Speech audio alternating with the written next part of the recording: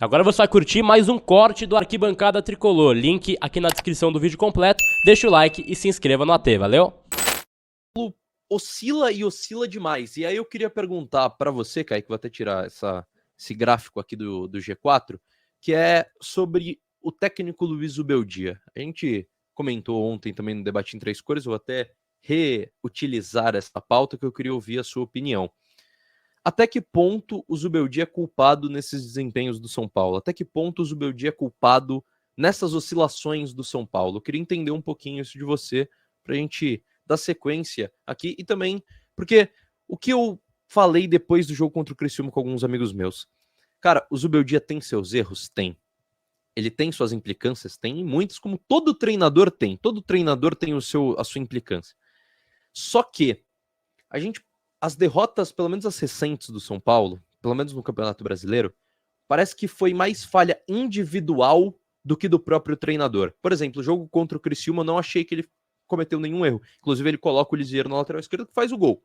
Então, foi uma boa utilização do Zubeldia.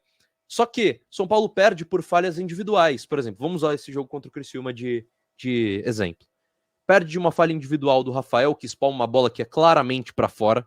Perde duas falhas individuais do Arboleda, que comete um erro grosseiro na zaga e perde um gol feito.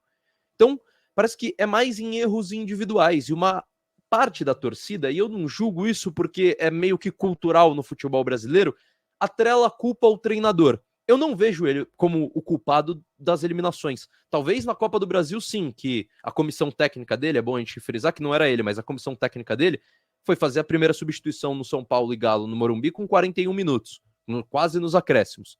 Aí eu atrelo a eliminação a ele. De resto, ele fez tudo que o torcedor pediu. Ele tirou o Luciano, aí o William Gomes estava bem, ele colocou o Luciano foi bem.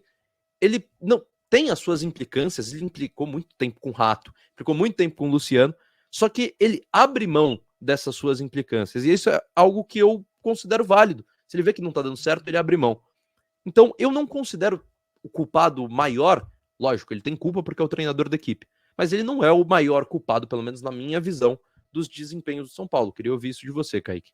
Olha, da eliminação da Copa do Brasil, acho que a comissão técnica tem um peso considerável, principalmente no jogo do Morumbi, essa demora para mudar, talvez um chacoalhão no time ali com mudanças de peças poderia surtir um efeito bem diferente e levar para Minas até uma vantagem, ou não levar a desvantagem, que já seria importantíssimo. Na eliminação da Libertadores me pegou muito aquela questão de queimar o garoto William Gomes, tirar os 35, só que foi uma mudança que ao mesmo tempo que queima o garoto, surtiu o efeito, surtiu o resultado, porque o Luciano deu uma nova dinâmica. O São Paulo cresceu no jogo com a entrada do Luciano. Então a gente pode dizer que ali foi o dedo do treinador fazendo essa mudança e dando um resultado dentro de campo. Agora, com relação do jogo do Vasco para esse do Criciúma, eu atribuo zero culpa ao Zubeldia. Até porque ele mexeu de um jogo para o outro em peça que era necessário, ele foi obrigado a mexer na lateral esquerda por suspensão do Wellington, ele faz a manutenção do Eric no ataque, o que deu certo. Agora, eu atribuo mais culpa aos jogadores. Qual é a culpa do treinador que o Arboleda, que é um dos zagueiros mais confiáveis do futebol brasileiro, dá uma furada daquela na entrada da pequena área? Que o Rafael, que voltou irreconhecível da seleção, vai sair numa bola que me parece que ser uma deficiência técnica que ele tem, que ele precisa trabalhar, que o treinador de goleiros do São Paulo precisa trabalhar com relação a ele, que é esse cruzamento fechado. Ele falha contra o Criciúma igual ele falhou no gol do Thiago Almada na Libertadores, no gol do Botafogo no Morumbi. Então são lances que se repetem e dão a entender o quê? Aí eu bato de novo na tecla, a gente não acompanha treino no CT. O que a gente tem é a amostra no jogo. E a amostra no jogo nesses dois jogos ficou muito claro que é uma deficiência técnica que ele tem nessa saída, nessa bola de cruzamento fechado. Né? Então, se a gente acompanhasse treino e visse mais sequências dessa bola fechada, a saída dele, a gente podia até mudar de ideia. Como a amostragem é muito pouca e é em relação aos jogos, fica essa imagem ruim do Rafael nesse tipo de lance. Eu não atribuo culpa ao treinador. Acho que você foi muito feliz na sua colocação de falhas individuais. Ele manteve o ataque, ele manteve a estrutura do meio de campo, manteve inclusive a estrutura do Marcos Antônio jogando ao lado do Luiz Gustavo, mas os jogadores que estiveram muito inspirados na noite contra o Vasco não apareceram. Um Luciano apático, um Caleri perdendo o gol de novo na pequena área, um Lucas que foi muito bem marcado e quando teve espaço também não conseguiu criar, um Igor Vinícius que poucas ultrapassagens fez e não conseguiu aproveitar o corredor deixado pelo Eric quando ele trouxe a bola para dentro. Agora, do outro lado também tem um adversário, que é claro, o Cláudio Tencati tem todos os méritos de ter estudado com certeza o jogo do São Paulo contra o Vasco e soube neutralizar as armas do São Paulo. Azar do São Paulo que não conseguiu apresentar novas armas, novos recursos para poder furar a retranca do Criciúma e ser efetivo a ponto de vencer o jogo. Num jogo de xadrez ali, me parece que o técnico do Criciúma acabou levando a melhor, não atribuindo culpa ao Zubeldia, só dizendo que eu acho que o Criciúma soube estudar um pouco melhor o São Paulo e as forças importantes do São Paulo contra o Vasco da Gama, e o São Paulo não teve recursos, até mesmo um diferencial dentro do campo, né? Porque peça por peça o São Paulo tem muito mais qualidade. E aí, quando a criatividade coletiva não funciona, o que a gente espera? Que o Lucas coloque uma bola embaixo do braço, resolva o jogo.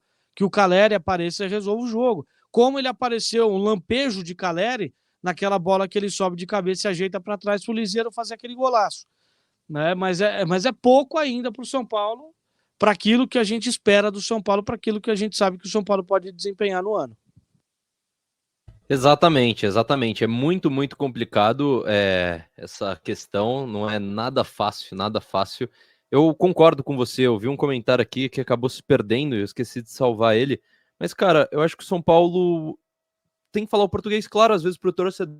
Um treinador que, na minha opinião, é um nota 6, 7, que é o que tem a realidade do São Paulo hoje, com um elenco limitado. São Paulo não tem peças à disposição, como tem Palmeiras, como tem Botafogo, como tem Flamengo. O São Paulo entra nas competições, nas principais competições, como entrou em Libertadores, como entrou em Copa do Brasil, sempre na cabeça.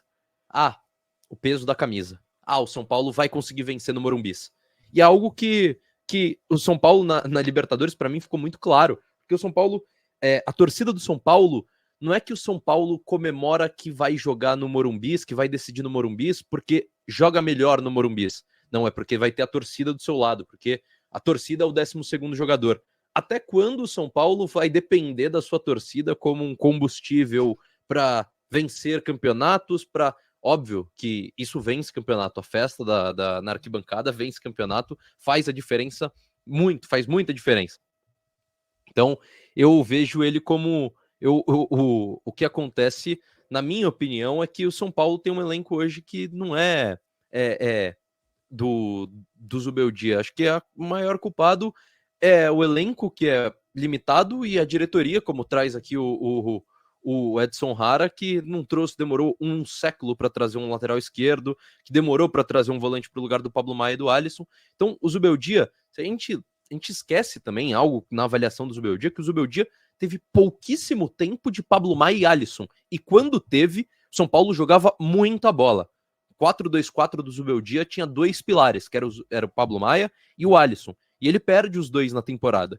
Então, é algo que também precisa entrar em detalhe na nossa análise sobre o trabalho do Zubeldia. Eu não vejo ele como o principal culpado, ele tem culpa sim por ser o treinador de São Paulo, mas ele não é o principal culpado, e eu particularmente manteria ele para 2025, aí que você concorda? O Ferreirinha também deixou o São Paulo, deixou o elenco do São Paulo desfalcado no momento que talvez o time mais precisou, né? É lógico, o jogador não tem culpa, gente.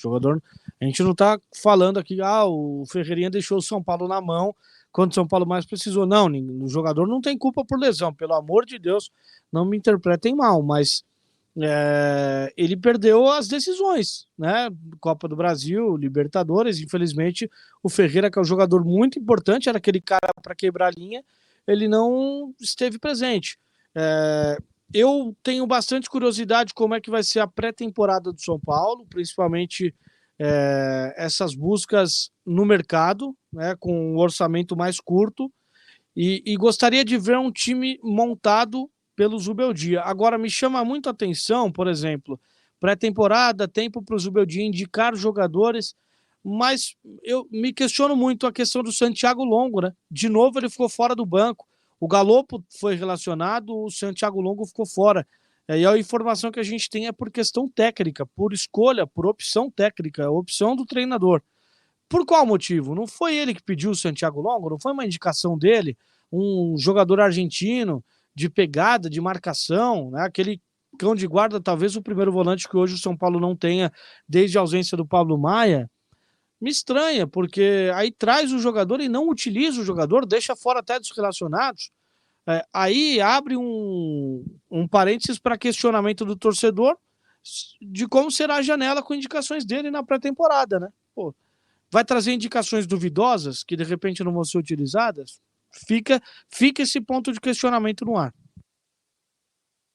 Exatamente, exatamente. Essa questão do Zubeldia, eu já falei um pouco sobre ela, eu não demitiria ele, acho que tem que manter para 2025 com uma avaliação de que ele não vai ser demitido nos primeiros 2-3 meses de trabalho no próximo ano. Precisa de uma pré-temporada, mas se for para demitir ele logo no começo da temporada, não tem por que manter. Esse foi apenas um corte da grade diária do AT aqui no YouTube. Já deixe seu like e se inscreva para ficar de olho e ter as notificações em tempo real de tudo que acontece no Arquibancada Tricolor.